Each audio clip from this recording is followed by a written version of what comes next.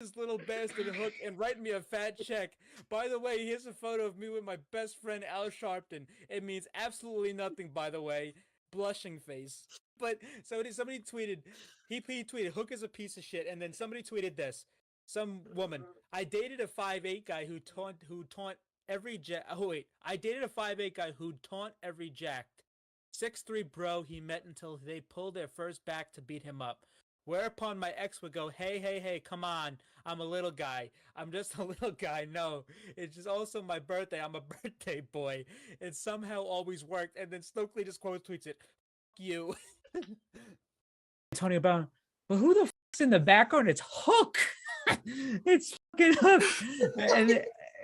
And then he's getting twerked on by some fucking broad. My t-shirt money is now in the ass crack of some fucking stripper. So thanks, Hook. But I don't.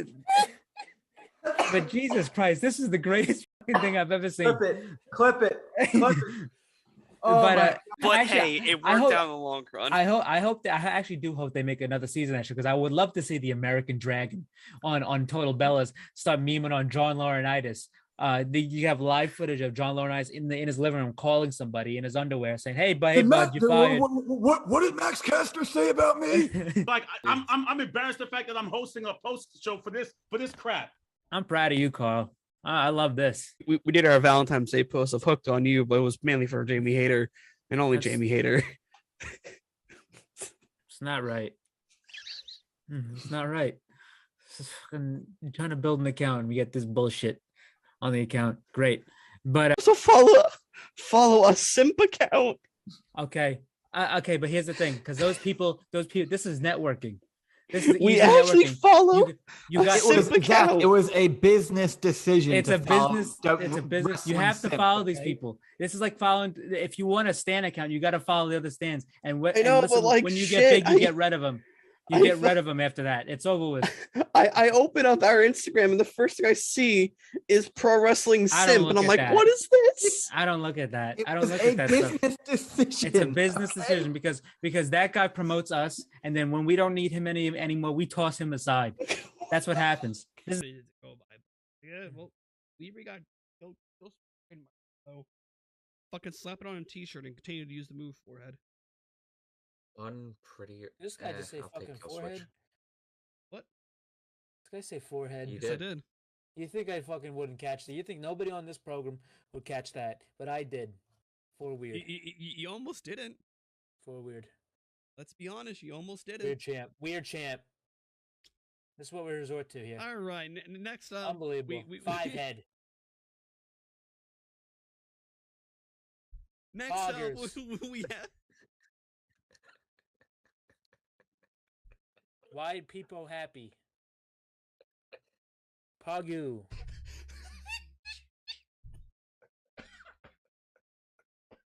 Weird champ. For weird. Forehead. Oh god. Franker faces. Oh. Wowie. Why people sad. What else? Look at how red my face is. What else we got? Let me go on Twitch right quick. Okay. Why? Why? Why do people happy? Keck. W, LOL W, XQCL. All right. The Acclaim promo now. We were backstage. Okay. They're just like, yo, it's not gonna be a triple. It's not gonna be a No, dude, we're gonna do a fatal four-way poggers, bro. Thanks for the fucking bits. Fucking damn it! Jump off a roof. Well, they just lost Gunther, so I don't know how that is gonna survive. But what's it called? But the Third Reich faction. That's the Imperium's gonna turn to the Third Reich now. But he posted a picture on Twitter with Sean D. Guys, he's got his cancer. It says justice on it. Just a few minutes waiting for the goon to show up. much. And then Big Stoke on Twitter goes, wow, Hook will pay for his crimes. It was confirmed that there was a forearm fracture which required a cast. I am distraught. I rolled dice with my left hand, so I'm... Please don't make me sue this company, Tony Khan. Please, you know that a portrait of your father that's hanging in your office? Well, once I own this company, I'm replacing it with a big-ass photo of James Brown. Yep.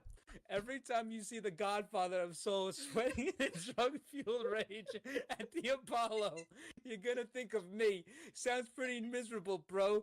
Do the right thing. Punish this little bastard Hook and write me a fat check.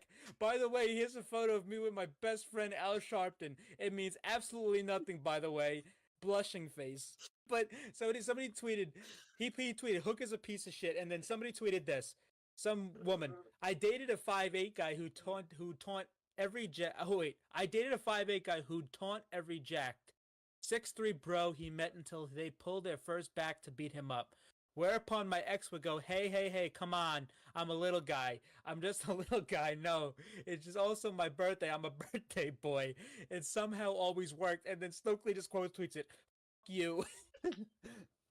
Tony Brown, but who the f***'s in the background? It's Hook. It's fucking Hook. And then he's getting twerked on by some fucking broad. My t-shirt money is now in the ass crack of some fucking stripper. So thanks, Hook. But I don't. But Jesus Christ, this is the greatest fucking thing I've ever seen. Clip it. Oh, but actually, hey, it worked out in the long run. I actually do hope they make another season actually, because I would love to see the American Dragon on Total Bellas start memeing on John Laurinaitis. You have live footage of John Laurinaitis in his living room calling somebody in his underwear saying, "Hey, bud, you fired." What did Max Caster say about me? Like I'm embarrassed the fact that I'm hosting a post show for this crap. I'm proud of you, Carl. I love this. We did our Valentine's Day post of Hooked on You, but it was mainly for Jamie Hayter and only Jamie Hayter. It's not right. It's not right. It's fucking trying to build an account and we get this bullshit on the account. Great. But also follow a simp account. Okay. Okay, but here's the thing, because those people, this is networking. We actually follow. You got it was a business decision. It's a business. You have to follow these people. This is like following. If you want a stan account, you got to follow the other stans. And when you get big, you get rid of them. You get rid of them after that. It's over with. I open up our Instagram and the first thing I see is Pro Wrestling Simp, and I'm like, what is this? I don't look at that. I don't look at that stuff. It's a business decision because that guy promotes us, and then when we don't need him anymore, we toss him aside. That's what happens. Yeah, well, we got go so fucking slap it on a t-shirt and continue to use the move forehead. Unprettier. This guy just say fucking forehead. What? This guy say forehead. Yes, I did. You think I fucking wouldn't catch that? You think nobody on this program would catch that? But I did. For weird. You almost didn't. For weird. Let's be honest. You almost didn't. Weird champ. Weird champ. This is what we resort to here. All right. Next up. Unbelievable. Five head. Next Poggers. Up, we have. Why people happy? Pagu.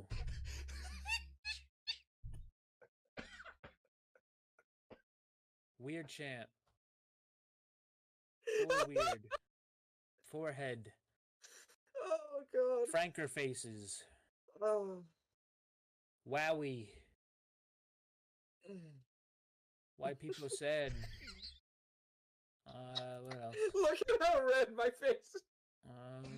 What else we got? Let me go on Twitch right quick. Okay. Why? Why do people happy? W. LOL W.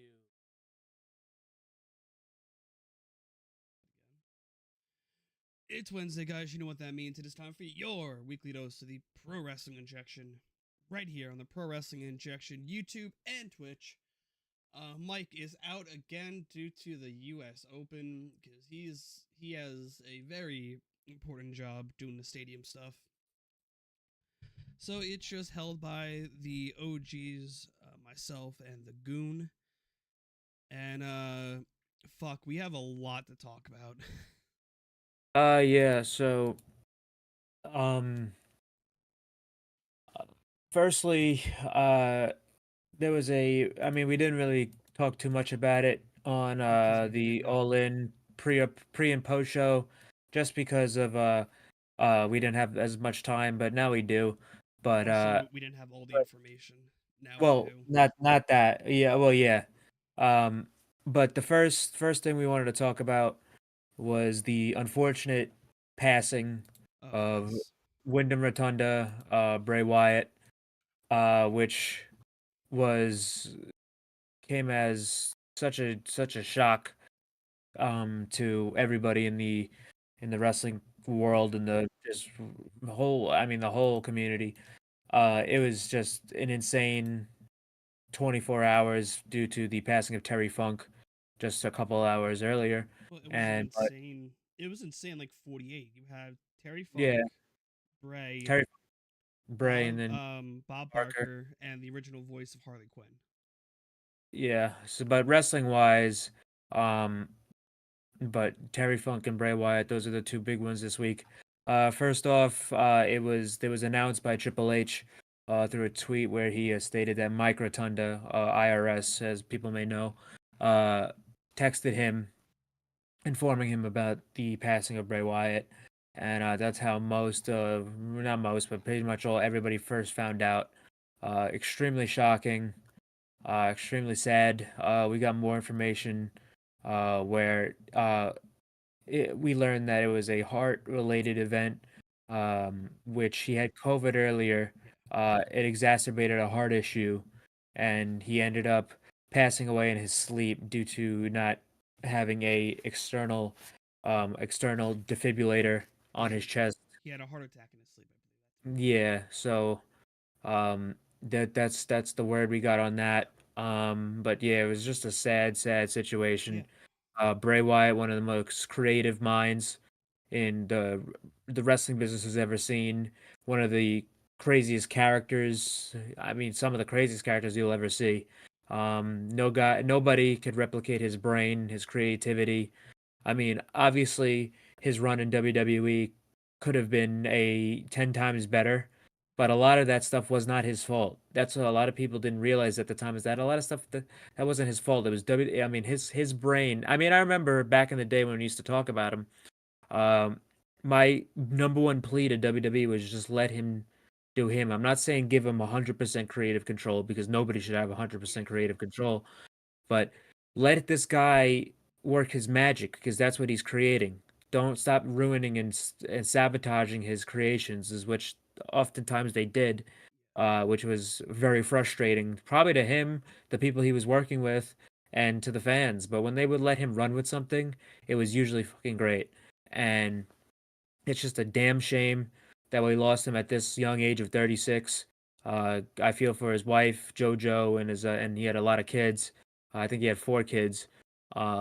And Yeah, across his original marriage and with JoJo. yeah, yeah, and just I mean, I feel for the roster. You saw a lot of emotion from a lot of people from every roster pour out. This was a guy who no one had a bad thing to say about at all. It was eerily similar to the Brody Lee situation, just how it was announced, how everything happened, how we thought this guy was literally gonna be back on television any day now, and we heard that oh okay, it's just a small thing and he'll be back soon.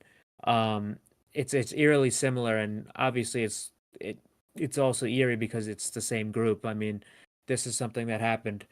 Not the same situation, but it's 3 years ago we lost Brody, and just to think that 2 out of the 3 members of the original Wyatt family are now gone, I feel is a very depressing for fact. Rowan.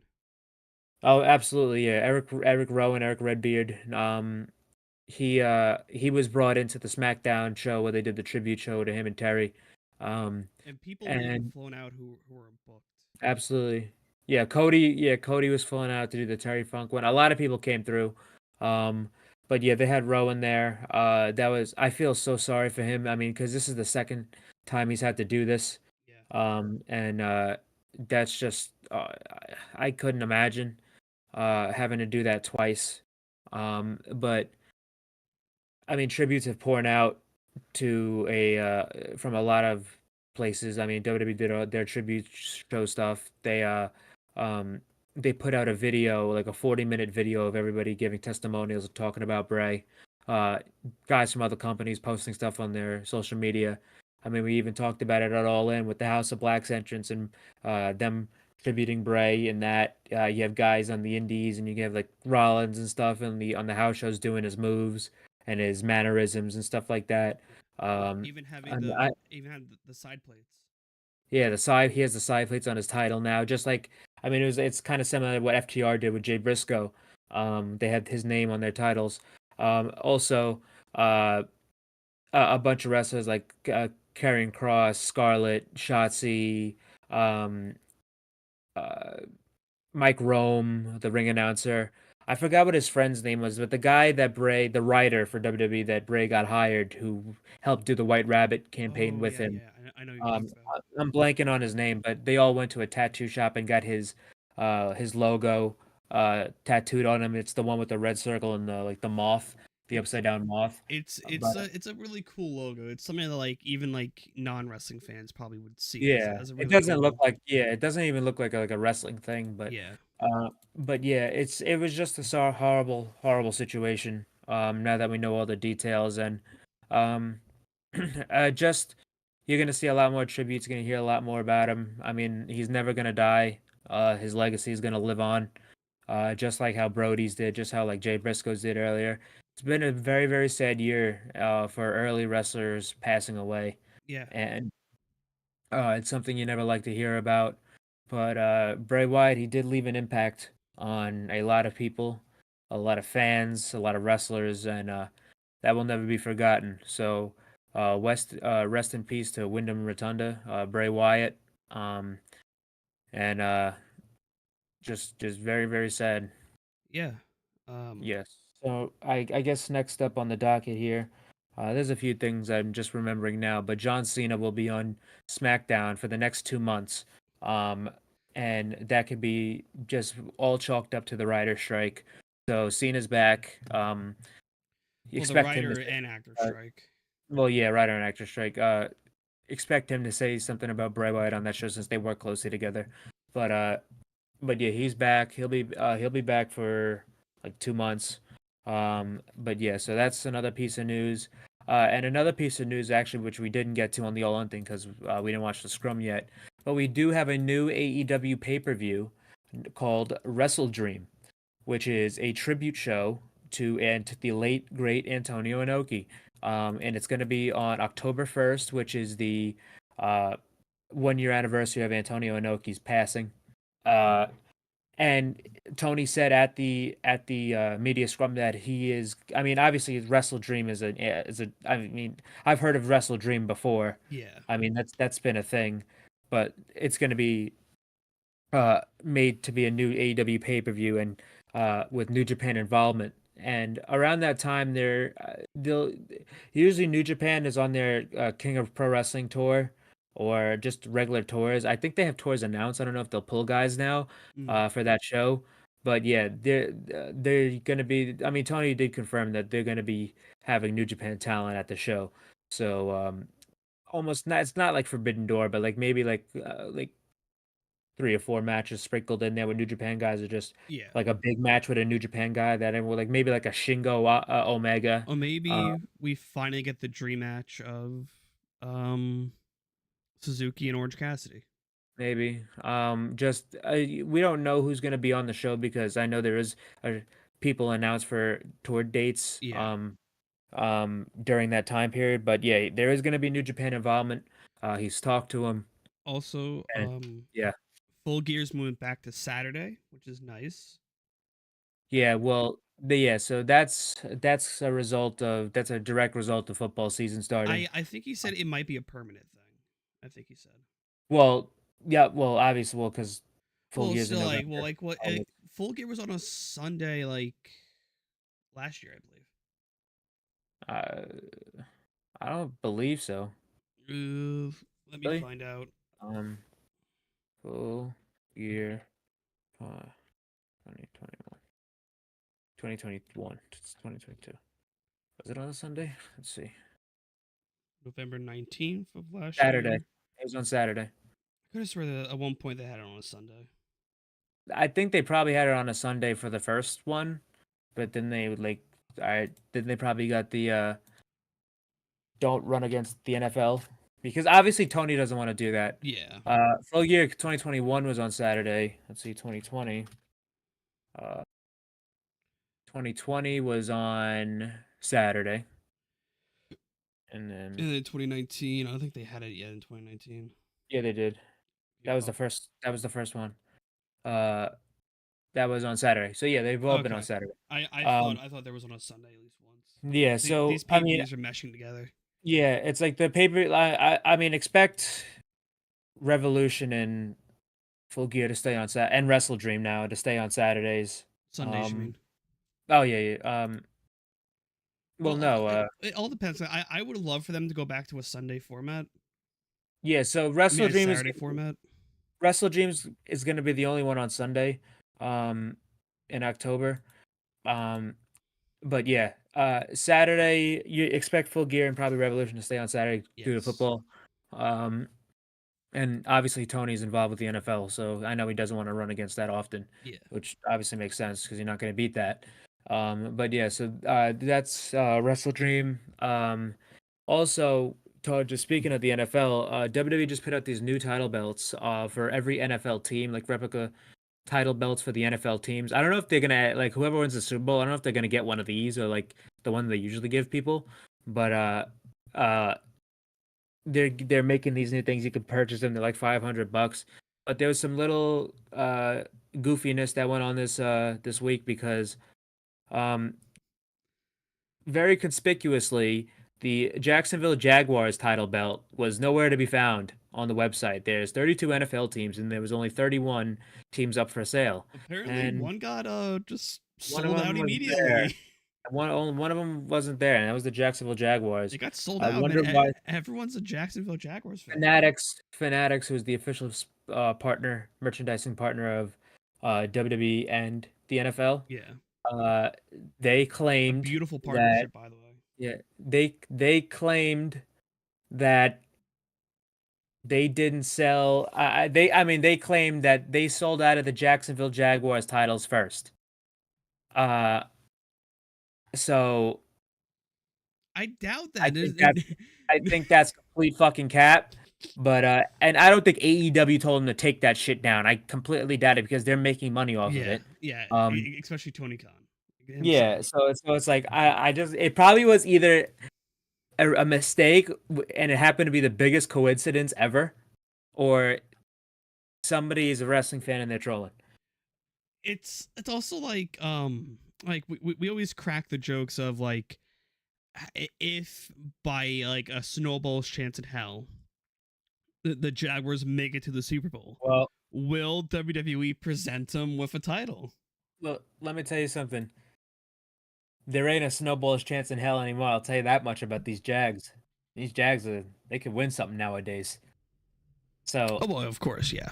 Oh no, I'm saying they used to be the worst team ever. Now they're actually pretty good. So WWE, this shit might become a reality sooner rather than later. And I'm not even joking about that. Yeah. But anyway, what's it called? Yeah, but the last piece of news here after the NFL stuff, we had more CM Punk backstage bullshit, fucking game of telephone, he said, she said, stupidity. I don't even want to talk about. God, fucking damn it! But it's not like I'm pissed off that this is happening anymore because it just should be expected. I mean, I don't get like when I see a report about Punk and this shit going on, it's like I'm not like I'm actually. It's not like I'm mad at it because I mean it's expected. All right, so I actually have the chronological order of things. I watched Going in Raw, Stephen Larson, good wrestling people who I took inspiration from for shows like this. So we reported back, I think like a few weeks ago, Jungle Boy Jack Perry wanted to do a spot with real glass.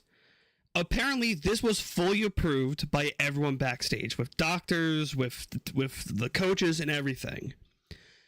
Punk is the one who told Jack not to do it, even though it's been cleared by everyone. It's been okayed. It's perfect.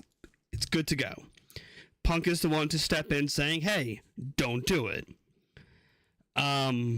Which then now leads into All In with the line of the glass bump, with Jack Perry knocking on the windshield saying, real glass, go cry me a river. After the match, as Jack Perry is being taken care of by the doctors, Punk comes up to him. This is reported. This is a game of telephone here. Comes up to him and says, do we have a problem? I don't have the exact transcript of what Jack said, but he said you heard what I said you heard what I said oh on the yeah monitor. Yeah, you heard what I said. And then this prompted a shoving match, and allegedly Punk got Jack into a chokehold. This would then scuffle led into monitors getting knocked over onto Tony Khan. Samoa Joe broke it up. Punk was not even gonna do the match.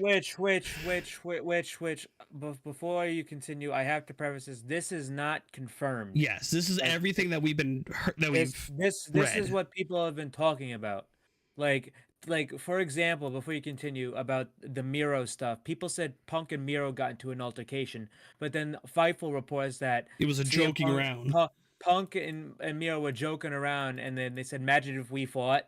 It was literally the polar opposite of what the fuck was originally reported. So, yeah, in my opinion, none of this shit is gonna be any fucking at least reputable until a couple months when we actually shit settles and we can probably get another report saying mapping this whole shit out. So then, the reports say that Jack and Punk scuffled, monitors fell over, Joe had to step in, break it up. Punk wasn't gonna do the match. They were gonna do Punk and Joe later in the show, even though it was scheduled to open. Joe then talked Punk into doing the match. It opened the show. Then hold on, let me just finish this chronological holy shit bullshit of things. Then reportedly going back to the curtain, Punk and Tony Khan had words. Also, Punk's travel arrangements got fucked somehow. I don't know. That shouldn't have been reported because that's not news. Nobody gives a shit. How does that affect the product? It doesn't. It makes AEW look like they don't care about Punk. That's how it paints the picture. But that's the thing. This shit probably happens all the time, where people's travel gets fucked up, or they get a flight, and then even in other companies, they probably we don't have something. It's a miscommunication. Who gives a fuck? It doesn't matter. Yeah, it really the fans caring about Punk's fucking driver to the hotel is such a fucking non-issue that if people are getting bent out of shape about it, fucking go. I don't know. Go touch grass. No, go play in traffic. How about that? But it's such a low thing. It's like, who gives a shit, yo? You got a pay-per-view, the biggest pay-per-view of all time, attendance-wise, and we can talk about this bullshit. Yeah, who gives a fuck? It's also, once again, one of the biggest pay-per-views, the biggest events to happen, with beautiful stories, beautiful matches, and who comes around to fuck it all up? One person. One person has to be a bitch about everything and just be like, oh, you have a problem with me? Let's fight.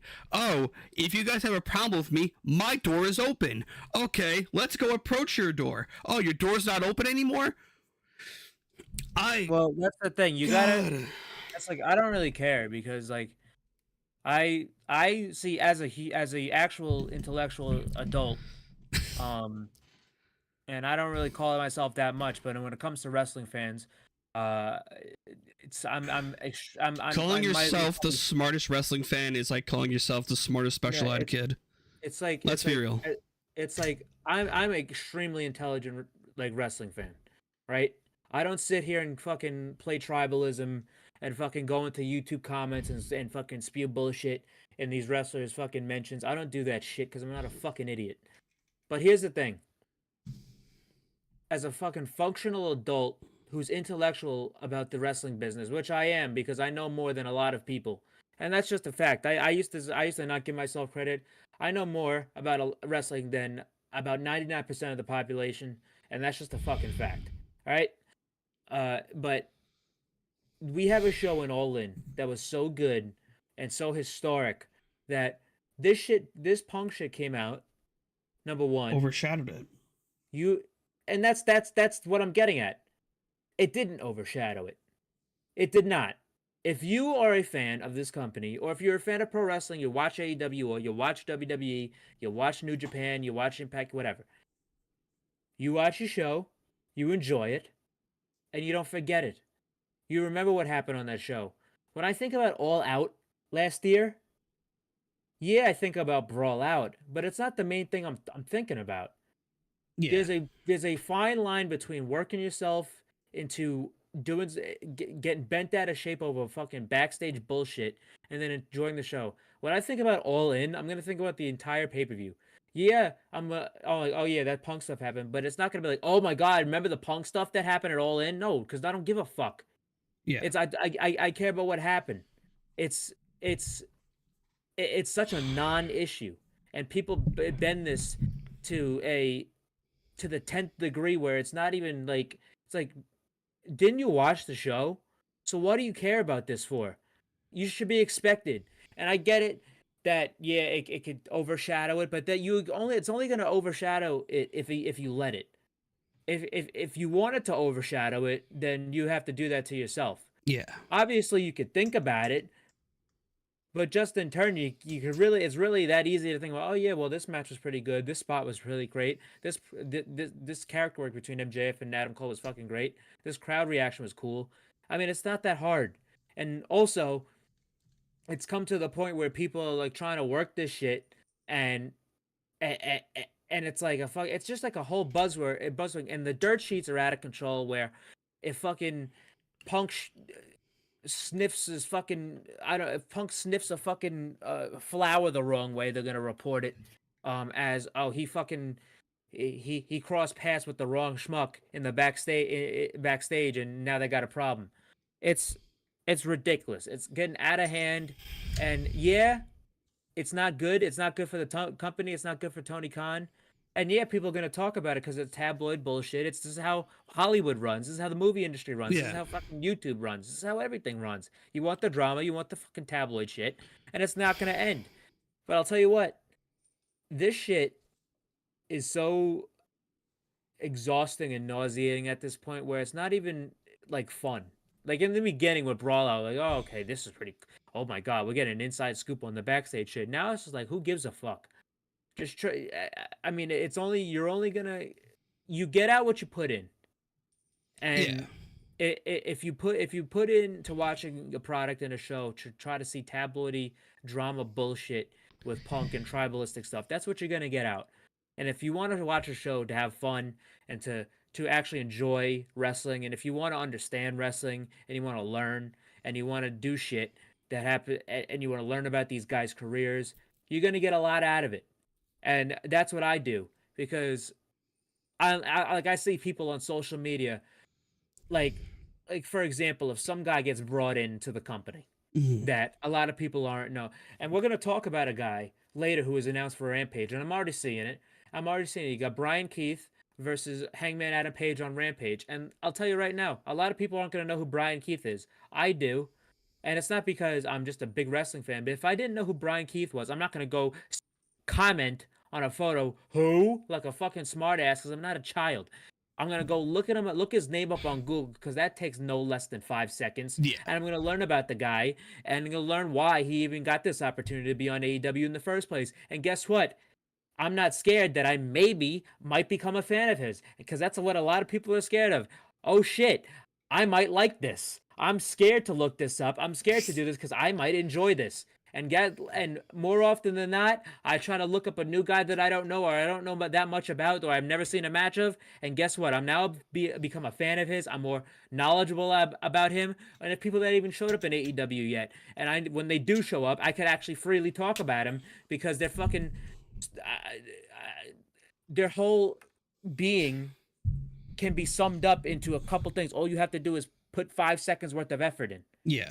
Really not that hard. I know this is a big rant about fucking wrestling fans, but I mean I don't like them. And that And we are them. and that's the worst part about wrestling. Wrestling fans are some of the coolest people you can meet. And if you are really smart about the business and if you really are into it, you could really have actual discussions with people. But then the other side is probably as bad or if not worse. So yeah. But I guess that's really it with the Punk shit. It's not gonna stop. Him and Jack have been suspended. He's not gonna be on the All Out show in Chicago. Tough shit. That's what happens. play stupid I don't games, win care. stupid prizes. Well, I don't really give a shit, to be honest. And and that's really it. Tony just tweeted out that Katsuyori Shibata and Eddie Kingston will be wrestling Claudio Castagnoli and Wheeler Yuta on the All Out card. So that was literally just announced. So yeah. What the fuck? Okay. All right. So, surprisingly enough, there was a Dynamite tonight, and my Sling TV fucked up a lot tonight. I kept buffering for a good bit of the show, so I missed some points, but not all of it. We opened up the show with an all-in recap, pretty much doing what every pay-per-view, every post-show pay-per-view does. Here are the highlights. Here's the QR code. Go buy the replay. Oh, and just to preface this episode, a lot of what was on this episode, might have felt like dulled down or not as big. Obviously, there's going into a pay-per-view again. Yeah. But there was actually valid reason. There was two reasons actually. That number one, a lot of travel was canceled due to the hurricane in Florida right now and the surrounding area. Mhm. So the talent from there couldn't get to the show. And the other reason that was reported, it's either this week or next week. Tony gave Wednesday off for people who wanted to He attend. gave 2 Bray weeks Wyatt. off. Yeah, 2 weeks off.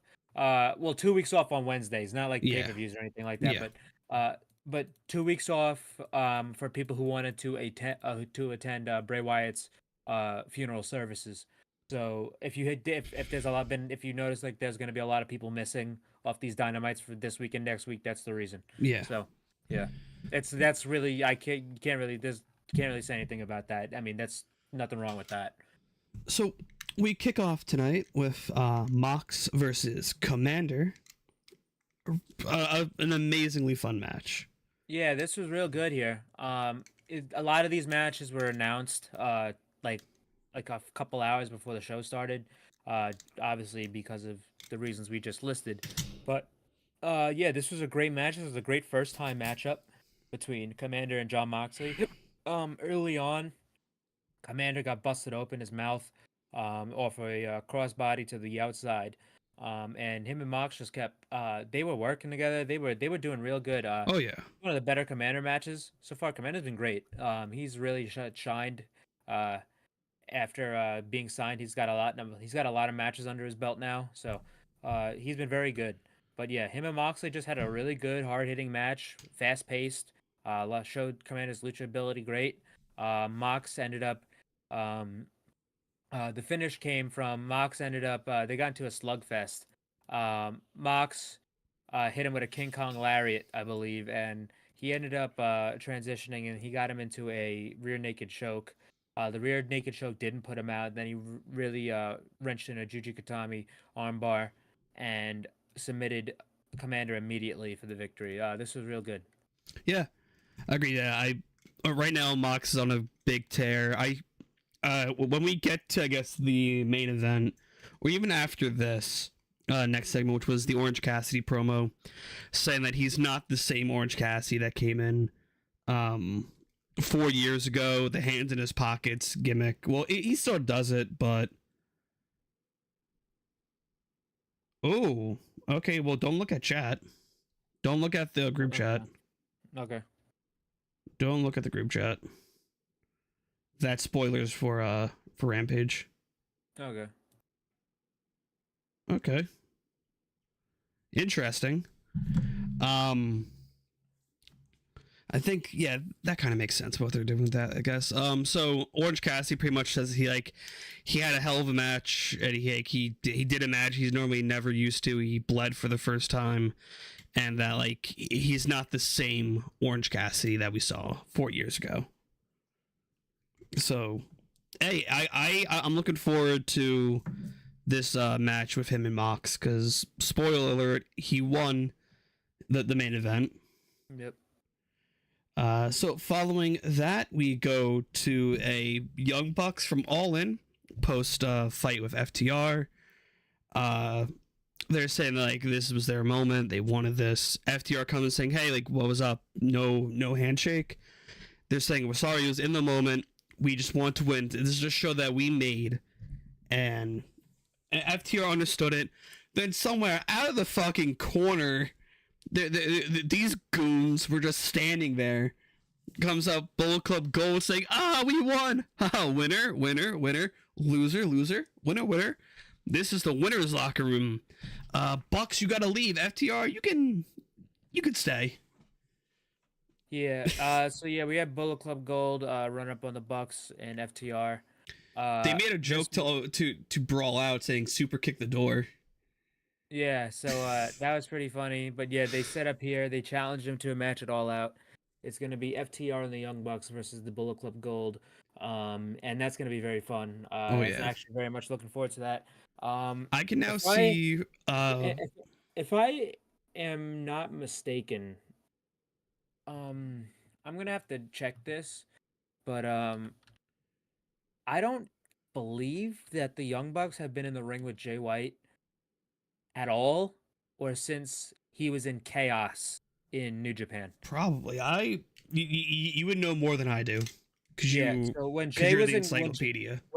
Because when Jay was in Chaos in New Japan, I mean, they would wrestle the Bullet Club all the time. I don't know if he did those, but Jay probably was in the ring with him when he was a young lion. Mm-hmm. But obviously, I don't really count that as anything because they have restricted movesets. But yeah.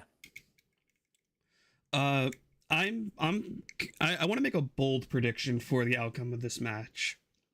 Not saying who's gonna win, but this is gonna lead to maybe Bucks and the Guns at our Thrash, or the Bucks and Jay and Juice at our Thrash. I think it's either those options. Well, I don't see this going. I don't think them and FTR are gonna be the feud much past this. I think they've been trolling the Elite on Twitter as of late, so I really think the Bucks are going to enter a feud with Bullet Club Gold. And Kenny is not going to be involved because he has to catch the stuff. So maybe Hangman gets involved somehow.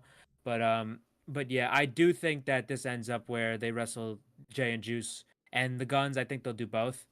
But yeah. I think the Young Bucks are going to enter a feud with the. I'm saying let's give a bold prediction. They're probably either gonna get Juice and White versus Bucks at our Thrash, or Bucks versus Guns. They'll do both. I think it's gonna be either or. Yeah. Next up, we have the All In Women's recap. This was it was just your standard, the highlights, all that jazz. After that, we have Jericho coming out. Well, before that, we actually had Tony Storm. Oh, that's right. Yes, that's when my sling fucked up. Yeah, the illustrious Tony Storm was in the back. I mean, the character work she's doing has been the best of her entire career right now. She's fucking incredible about what she's doing right now. She's fucking hilarious. She's basically just saying that Saraya hates her, Ruby hates her. She's not a champion. She doesn't know what to do, and she's very sad. And then she threw her shoe. And these shoes are in on it too. Yeah. So Tony was still apoplectic backstage, which is becoming a showly thing because Yeah. he's been doing it on Dynamite and Collision. It's been fucking great. So yeah. After that, now we have Jericho coming out to do his promo. He wanted to bring out Sammy to talk to him. Pretty much just like, hey, hey, thank you for coming out. I saw what you did. Maybe you could have hit him a little bit harder. Yeah. So basically, Jericho was out there talking about, listen, I shoved Sammy. I feel bad about it. And then he brought Sammy Guevara out.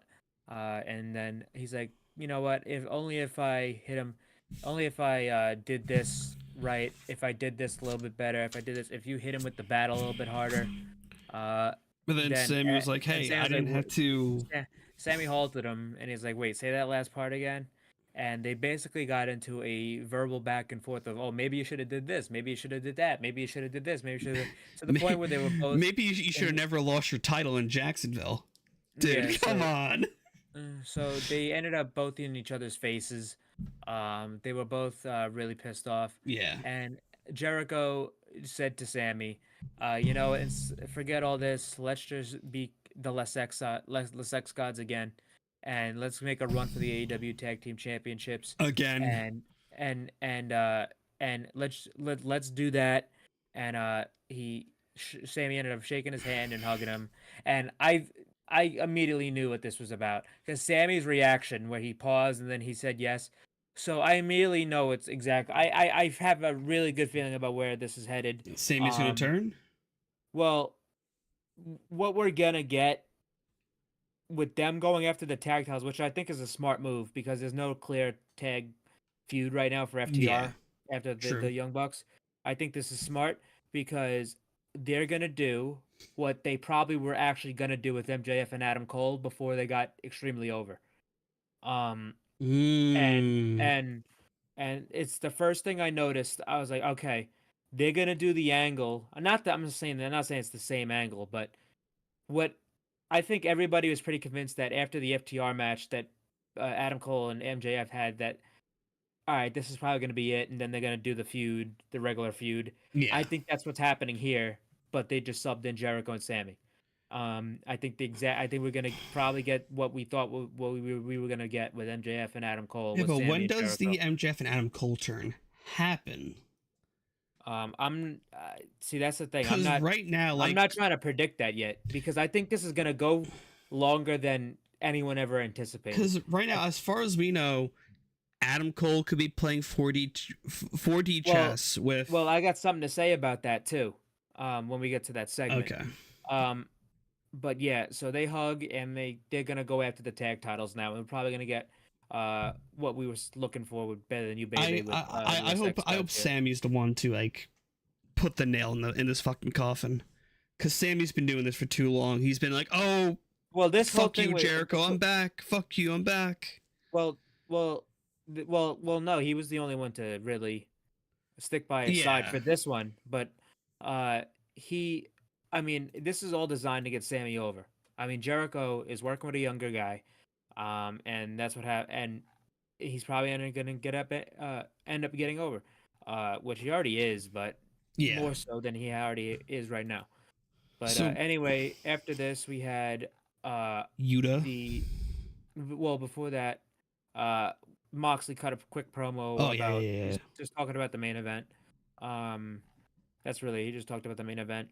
And then we had Yuta and Kingston for the New Japan Strong Openweight Championship, which is the first defense of the New Japan Strong Openweight Championship on AEW so far.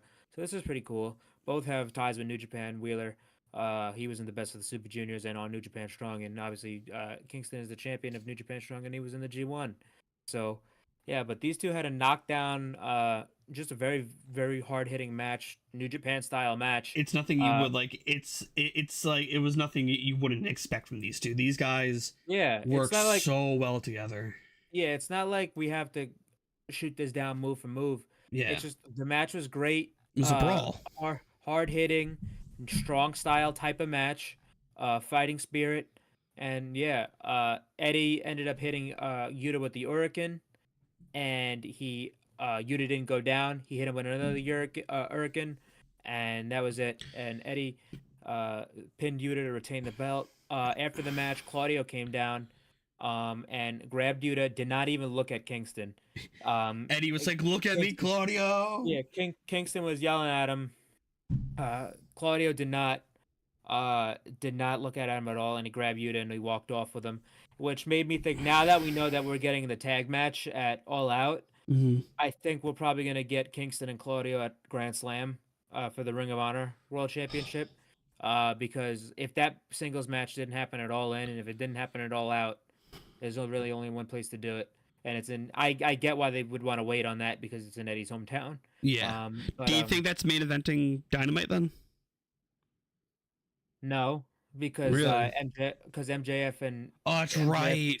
the MJF title tournament. Which I can see that opening because the last time they were in Arthur Ashe, it was Claudio and Jericho in the opener for the Ring of Honor Okay. World title, and that started the show off real hot. So, Okay, so then, yeah, I guess so that kind of bleeds in now to talking about the MJF and Adam Cole backstage at All In. MJF is happy. He finally gets like 2 weeks off, I think, a week. he finally gets A 2 week weeks off. off 2 weeks. from wrestling. He's like, you made me listen, Cole. You've made me wrestle for 3 months straight. The most wrestling I've done all in my entire But there's AEW career. There's gonna be a battle royal on Rampage to determine who they will wrestle. Which we the- unfortunately got the spoiler for that, so I'm gonna just I don't know like how you can avoid that for the chat now. 'cause No, you I can't. saw. Yeah, I looked up. I saw it. So, spoiler alert in 5, 4, 3, 3, 2, 2. 1. So Adam Cole and MJF are going to be wrestling Silver and Reynolds at the pay-per-view, which I actually like. Nick It said makes was random. sense. I don't think it's random because it's not there's no build up, there's no story. It's just them some guy. It's just a good team for them to beat. That too. That's really it. If it was Aussie Open, like you'd be I was come on. no, if it was no, if it was Aussie Open, I thought like okay, maybe they're just gonna drop the titles and they're gonna shoot an angle somewhere Well, there. I can see something that's like the reason why Silver and Reynolds makes sense is because with what's going on with their feud in Ring of Honor right now. Yeah, they're trying to be more vicious. They're trying to be more hard hitting. Which is I can see them almost skating by, but they're gonna get ultimately double clothesline to hell. And I really now that it's Silver and Reynolds, I really do not see them. they're gonna put up a fighting chance though. So Yeah. Like if they when I first saw the graph, I'm like, all right, maybe Aussie Open wins and then they get the titles right back, and like that kicks off some angle. Maybe Roddy fucks him over or some shit like that. But I hate to say this, maybe like to give the feud that Silver and Reynolds is having on Ring of Honor a little bit more pizzazz, because I don't see MJF going to Ring of Honor tapings in Florida. Well, that's the thing. I don't think he will be. I think he'll be on the pay-per-view. I think he'll do what Jericho did, just one pay-per-view. One pay-per-view ain't gonna hurt.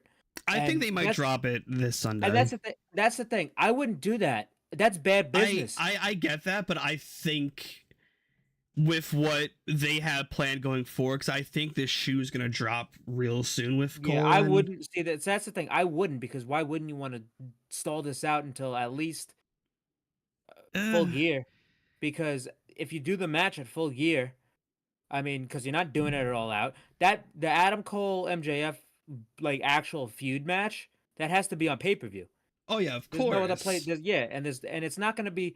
I don't think it's going to be on Wrestle Dream, because if that's like a New Japan and like I doubt it. What I'm thinking is like how I see them dropping the ROH titles, that kind of now puts Adam Cole back into the focus of this title on, because I just jumping ahead. So Sammy was backstage with Don Callis and Renee. Wait, I just want to. I was going to jump into I was going to talk more about it during the Adam Cole. segment. I just want to pay mention to it though, but I wouldn't do that, because that'd be bad business, because you know how many tickets they're gonna sell if Adam Cole and MJF were on that show? on that Ring of Honor show. I mean, Ring of Honor shows they have smaller crowds. They have for the pay-per-views. I'm talking about have smaller crowds. But if you announce MJF and Adam Cole for that show, that's a big ticket draw, and that's real good business. And it's when they put the tag titles on, I'm like, all right, they probably want more eyes on Ring of Honor, and that's the best way to do it. Yeah. And they could, and that's the thing too. If they have a match on Ring of Honor, like an actual like match, like not like what they have with Aussie Open, that's like a main event. I'm not even saying like fucking like fuck over Claudio or something like that, but that's like a main event. I know, but like you have to think about a team that's gonna be worthy enough to take it off them. That's true. Yeah, I'm saying that's true, and and that's what I'm saying. It always could be Aussie Open again. Yeah. If they come back to that, it always could be somebody else down there in Ring of Honor, or there could be an AEW team that is doing Ring of Honor stuff right now. Yeah. But I just want to pay mention to this. In this segment, the Devil Mask Was in the background. in the background. It was in Adam Cole's locker.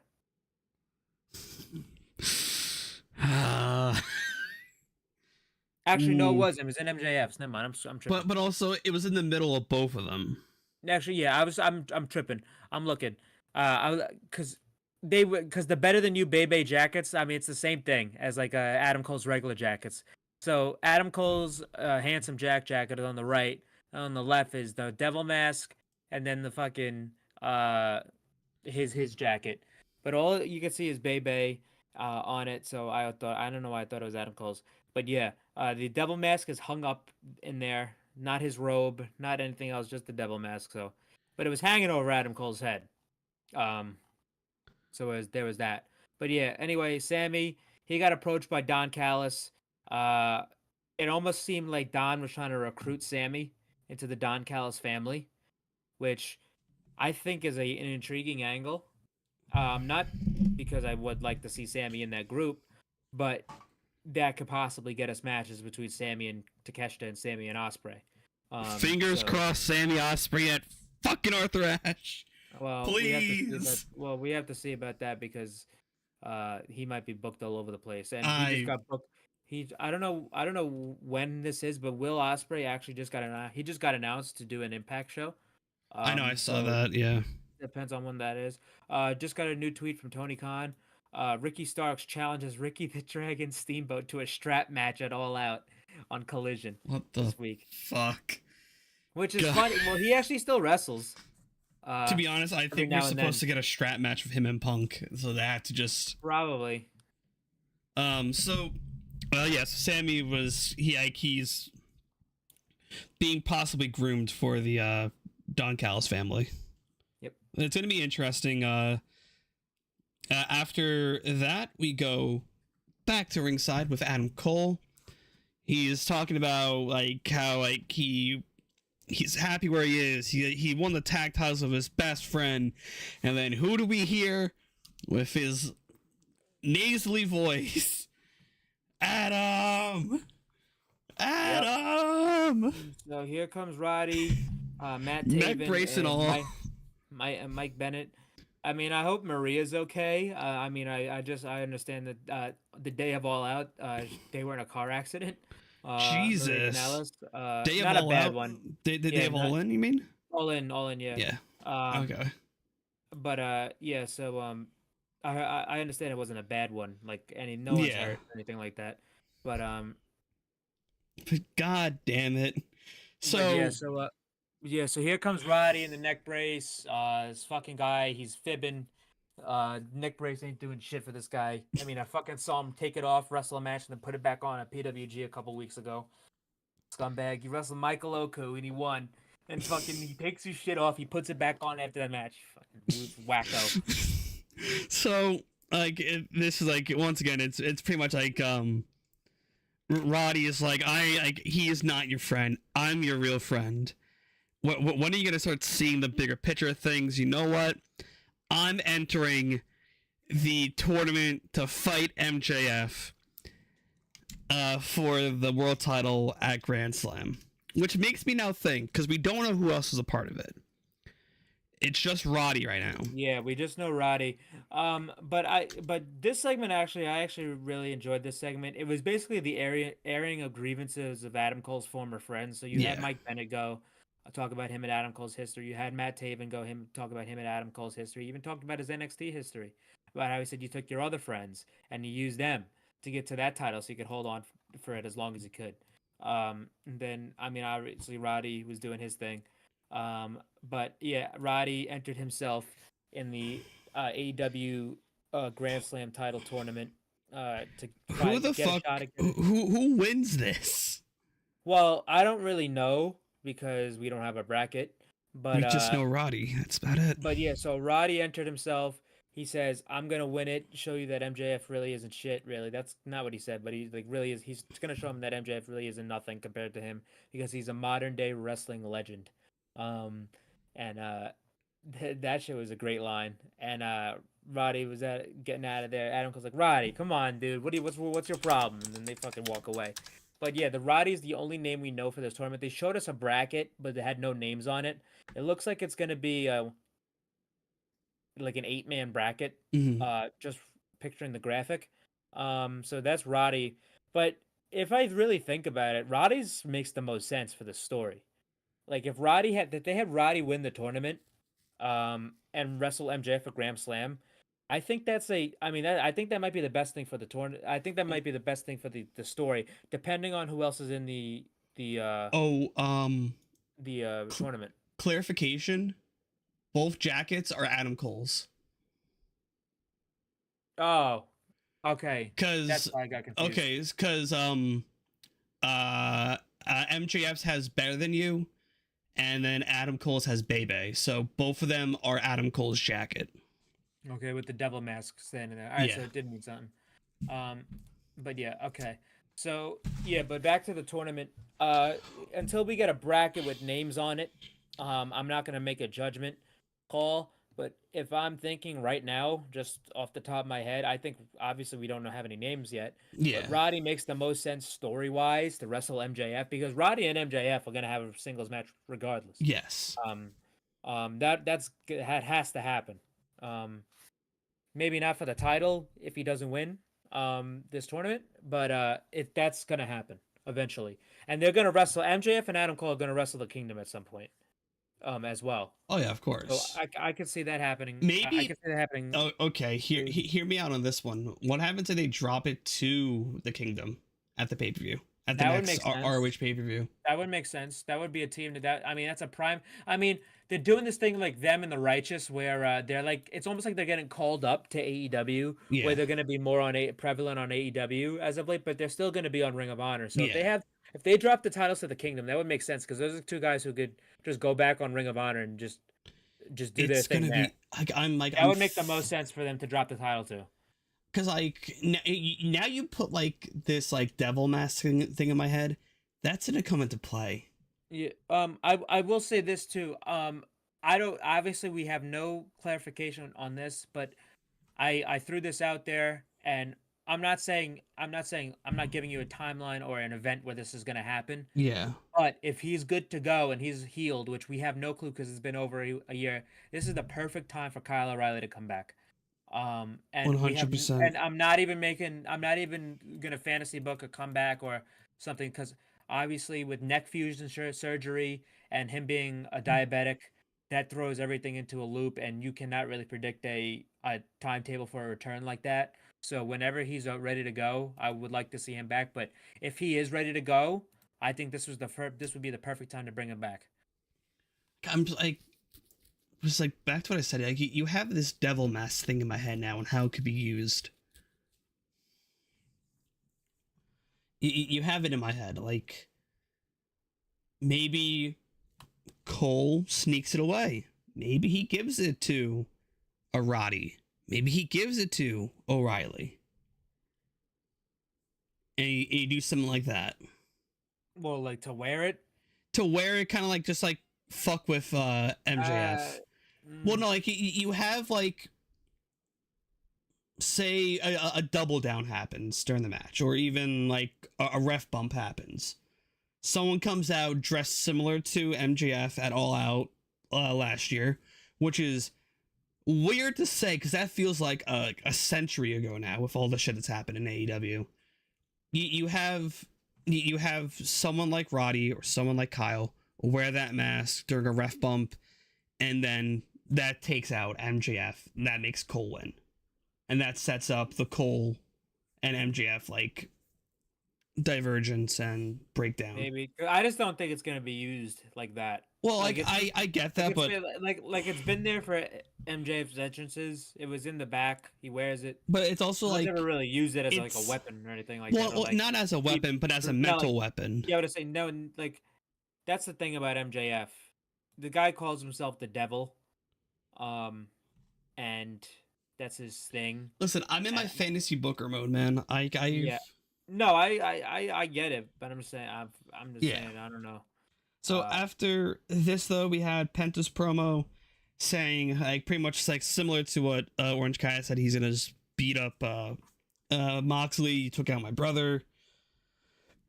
This and that, because Penta has zero fear. It's gonna be his first singles title in AEW, not his first singles title in wrestling, because I think he won an Impact title. Who? Penta. Oh yeah. Well, singles title. Yeah. Penta was the Impact World Champion. Well, like, cause Alex said like it'll be his first singles title. He didn't specify AEW when he said it. No, he won the Impact. Well, yeah, no, I know that because I took a name every TNA / Impact champion. Yeah, he thing. won. He won. The Impact World Title. He won. I think he won the Triple Eight. I think he won the Mega Championship. But yeah, it was just like I think Alex does slip No, up. He didn't. Yeah, I think he just slipped up. Yeah, he won the Impact World Title. Yeah, because wait he said, I don't think he said his first AEW singles. It sounded like he said singles title, so I was like, okay. It's like, wait a minute, like I know he won Impact Gold. So yeah, it's just them hyping up for the main event on who's gonna win. After this, we have the women's trio match of Britt Baker, Hikaru Shida, and Chris Statlander versus Emi Sakura, Nyla Rose, and Marina Shafir. Sorry, I'm like drawing blanks. Yeah, this was just a good match. They really set up here. It was just a good match. They set up here. Britt Baker ended up. She ended up holding up. I forgot who. I think it was Marina, for a super kick, and Britt ended up. Marina ended up moving, and then Britt ended up super kicking Shida. So that caused some dismay within the ranks there. Chris hit her Wednesday Night Fever finish on Marina. They got the victory, but after the match, Shida and Baker were outside arguing. So it looks like. But it seems like they patched it over thanks to the collision card. Yeah, so they're gonna be. They're probably gonna have a Shida, Britt Baker type of program going. To decide the number one contender, probably. Yeah. Then also we had Nyla Rose. I'm not Nyla Rose. We had Chris Statlander get attacked by Ruby Soho. After the match, Ruby took her belt. Britt and Shida went back to the ring to try to stop it. She took the belt. She laid it on the ramp, and kissed it goodbye.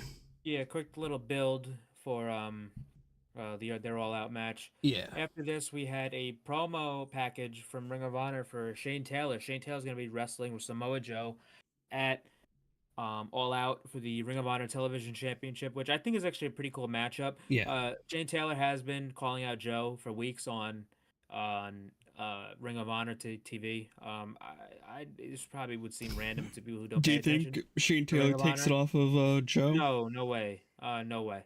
Okay. He's been calling this guy out for weeks now. But yeah, so Joe and Shane Taylor. I do wish maybe Shane Taylor was presented on the show a little bit more before this match. But that's a lot better. With the build all in, and I guess there wasn't really room. But yeah, I think it's going to be a good match, but a little out of the blue for people who don't really pay attention to Ring of Honor that much. But yeah, I think it'll be a good match because Shane Taylor is actually one of the better big men around. Yeah. But yeah, cool stuff there. Then we had Don Callis and Konosuke Takeshita. I titled this in my notes. Don Callis dealing with a non-touchscreen TV. Yeah, so Don and Takeshita, we're just going over. because it was formally announced that Kenny and Takeshita will be wrestling on All Out, which I'm extremely excited for. Oh yeah. But they went over like basically a PowerPoint presentation of all the injuries that Kenny Omega's had. They showed the injuries to his knees. They showed the injuries to his neck. They showed the injuries to his hernia in his pelvis region. They showed that this is what you have to do to his chin, and it's Takeshita giving that fucking vicious jumping knee to Ibushi. Vicious Kami Goye. He showed him hit the chops here, do the blue thunder bomb from this side, which I love the psychology of this. Yeah. Yeah.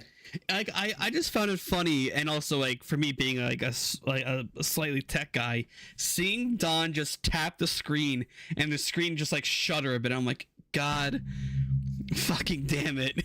Whoever is just has to deal with like making sure that they're timing it right, because that was clearly live what they were doing. Yeah. I would hope it was. I would hope it was live. It was recorded. Good for them. But Yeah. So Takeshita and Cal said, "Well, if all that fails, we could do this." And screwdriver to the head. Yeah, he did the screwdriver to the head. He showed him the screwdriver to the head. He did it. He did this like name for it. I think he called it Sasu Korusu. I think that's Japanese for screwdriver. Yeah, Sasu Korusu, and he's like Sasu Korusu, saying it, and then fucking Takeshi went to the camera. But he said, yeah, if all else fails, do that. So that's the little build there for the All Out match. We'll probably get more on Collision, because Collision this week is actually a safe space for a lot of guys. But yeah, anyway, after this we got a little vignette for the Battle Royal. Then after this we had the Acclaimed ribbon cutting ceremony for they are the new AEW Trios champions. So we had Bowens, Caster, and Daddy Ass. He said Daddy Ass is back. They all had bow ties on. They said, "Listen, we're gonna do a ribbon cutting ceremony." Taz was like, "Why is my boy wearing all pink? What did they do to my boy?" So they had scissors. Max had small scissors. He's like, let's use the bit. Mine's bigger. Yeah. So Daddy Ass was like, "Yeah, mine's bigger. Let's use my big one." So he had a big ass scissor. They cut the rope. They were all happy. They said these trio styles are a little bland, so they're a little dull. So we made new ones, and we got the report that they were going to be new trios titles. But yeah, we got the new trios titles. It's literally the same thing as the trios titles, but with a pink strap. But the back of them have scissors on it, and they're cut. Like they have a V cut on the end of the straps that ended up scissor, which I thought was actually brilliant. That's actually fucking brilliant. See, I think they got tired because so they used to do this for the TNT title, but then the TNT title became a game of hot potato.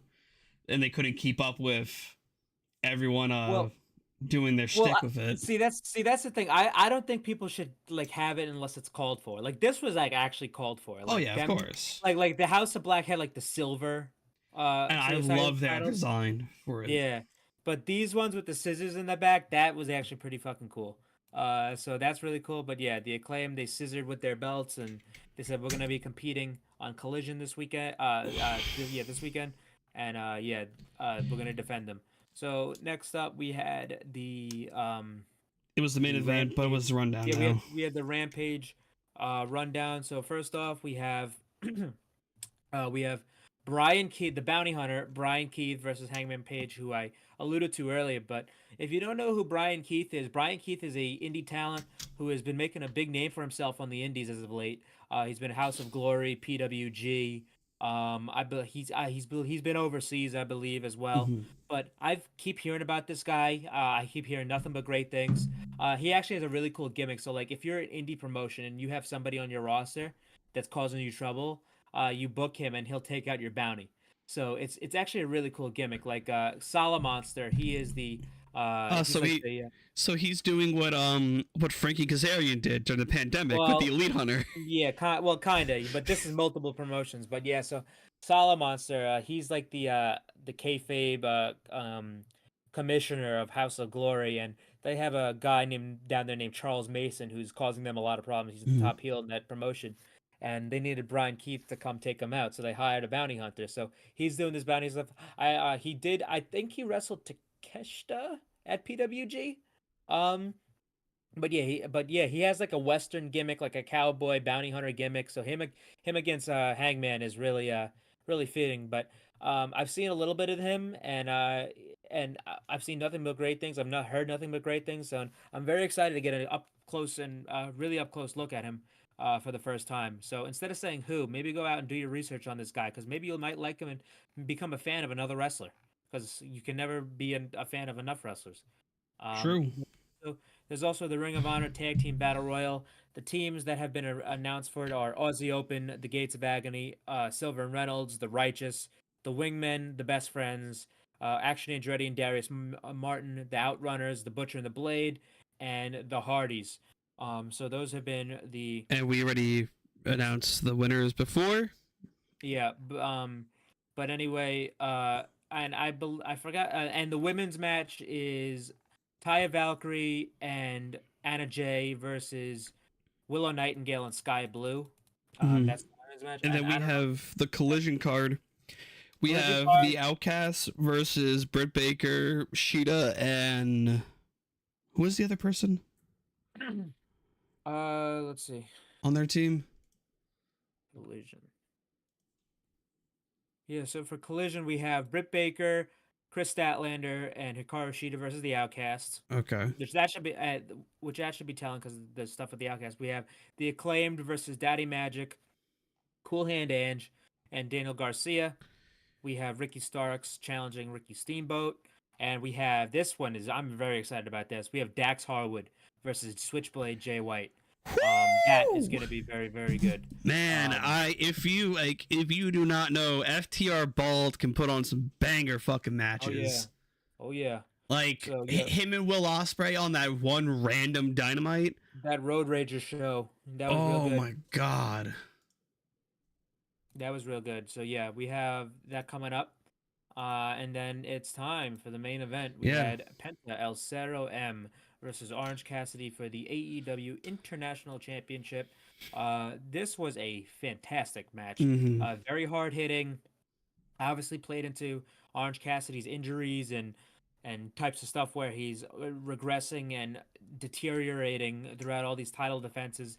And it came to a point where I thought Penta had him a couple times, but it was extremely hard hitting. It really came all down to the finish where Penta hit a Fear Factor package pile driver on the apron, and then he pinned Orange Cassidy. He got his hand on the rope. He gave Orange another. I was waiting for him to get out of it. He gave him another Fear Factor, and I'm like, holy shit, they're gonna fucking put this title on Penta, and he kicked out. And then immediately as he kicked out, Penta was like, what the fuck? And he rolled him up and he crucifixed him for a crucifix a cover, and he won. I mean, also I forgot the other great part of the match where they did 3 fucking Canadian destroyers. That was crazy. But yeah, Then Orange Cassidy retains, and he gets a mic What's and the- asks for a chair. yes, he does. He asked for a chair. He's like, give me a chair. And this is, I believe, the first in-ring promo that Orange Cassidy has ever If you cut in don't count AEW. the debate with Chris Jericho. Yeah, technically he wasn't in the ring. But yeah. It wasn't a ring, He was on a podium. but it was in the ring. It was in the ring. I thought they Yes. were on the stage. Nope, it Oh, was okay. it was Oh, Bischoff was on the Yeah, podium. Bischoff. Bischoff was on the stage. Bischoff before he yeah. went fucking crazy. Was Yeah. Yeah, so this was his first in-ring promo with a live mic. in front of the not crowd. in- Yeah, not in a debate format. But he cut a hell of a promo. This was fantastic. Oh, this guy could do it all. He said, like, I've been yeah. deteriorating, my back hurts, I'm so tired. I'm so tired. It's like, I'm here, I'm wrestling, I'm defending the international championship because this means everything to me. This is what AEW is. They told me I wasn't good enough. They told me I'm too different. You told me I was too skinny. I was too small. They doubted him. You but hear he's- that, this- loyal to the this belt E? mean- You hear that? This belt means everything to him. So he wants to defend it with his life, and he says, "I will not, and I will not." And listen, I'm gonna defend this title until I don't want to anymore. Which is Because funny. I'm Orange Cassidy, I don't have a catchphrase. Because I'm on cast, I'm like, what do these sound better than you? And I have a catchphrase. That was fucking I think your great. mic switched to random audio. Can sound like your webcam for a moment. One more time. Is that better? There you go. Yeah. So he said this was a great finishing line because he said, "Because I'm Orange Cassidy and I don't have a catchphrase." That was fucking money because people are gonna remember that. It's the perfect thing for him to say for that character. After that, With this was like 15 seconds left. Moxley showed up. He flipped him off. He got in his face, and he left the ring. No, So no. See, he got in his face. Then Orange Cassidy slapped him in the face. Oh yeah, yep. He slapped him. Yep. And it was slapped him with the bad hand too. Yeah. So, and Moxley was shocked. And he flipped him off, and he left. Does Orange Cassidy drop the title at All Out? No, I do not believe he will lose the title. Mostly because, and it has nothing to do with Orange and his run. Yeah. It has everything to do with Moxley. It's no slight on Moxley at all. It's no slight on the international title or Orange at all. It's just I think Mox is above it. He doesn't need it. I think a person to take the title off of it is somebody not that really needs it, but like would benefit from it. Moxley wouldn't benefit from it because he's been a 3-time world champion. Yeah. I'm not saying the title's beneath him or he can't win the title eventually. It's just that the person to beat him for this title, I mean, Mox really, he would be a great international champion. Obviously, he's a very international wrestler. He goes back and forth to Japan. Yeah.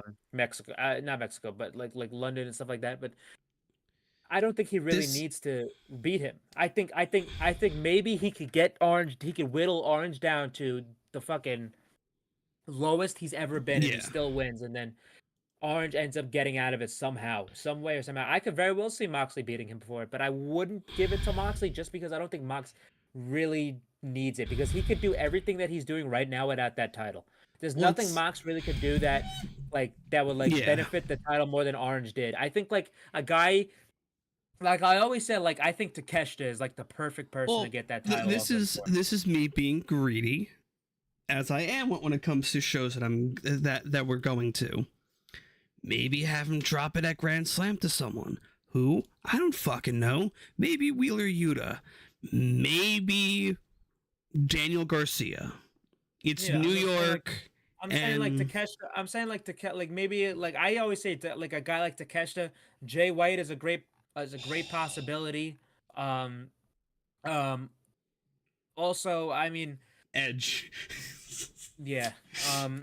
I think like so, I mean, I always said Swerve would be a great option. Oh, Swerve is so always true. a great option. So true. So I think, and this one I actually really think is a possibility now more than ever.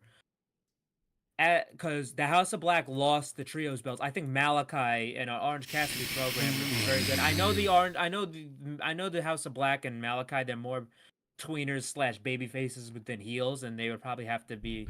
I'm okay. More on the heel side of tweener to All go right. against Orange Cassidy. But all right, here's where I lie on that. Not Malachi. Give me Buddy. I think Buddy would benefit more than Malachi. See, that's the thing. I get that, but they've wrestled twice. I get that too. He's never wrestled Malachi.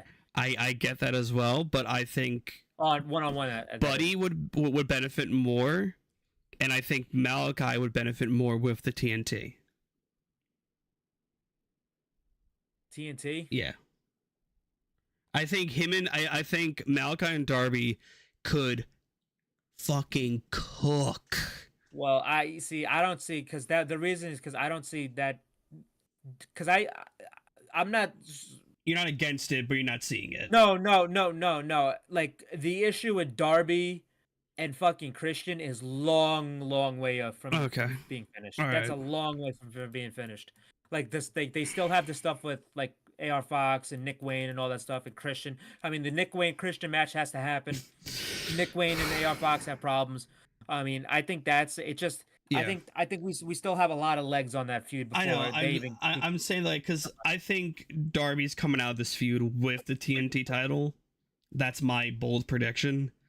I just think down the line Malachi and Darby could cook. Yeah, I would love. No, I would really love to see that. But right now, I'm not sure. Yeah. All right, guys. Wrestler of the week for myself. I'm gonna give it to Orange Cassidy.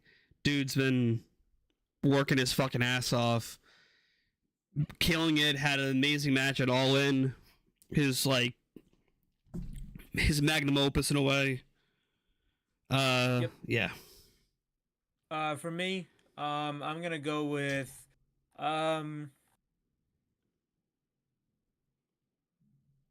I'd go with actually this week I'll go with Penta. He got a big opportunity and he did very had a great match.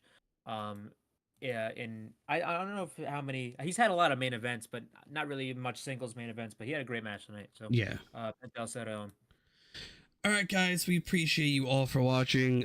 We will see you next week for another. No, we will see you Sunday. Fuck me. The pay-per-view. God damn. I'm working Sunday. Let me see when I get out. When do we normally do the pre-shows? Well, if the show starts at 8, probably 7. All right. So what's like a 6:30 pre-show? Yeah. All right. I get out of work at like 5:30, so we're all good. I'll be tired, but we'll be good. Also, to any of our listeners and watchers who are going back to school, good luck. Don't suffer. And yeah. All right. Peace out, guys. That ends.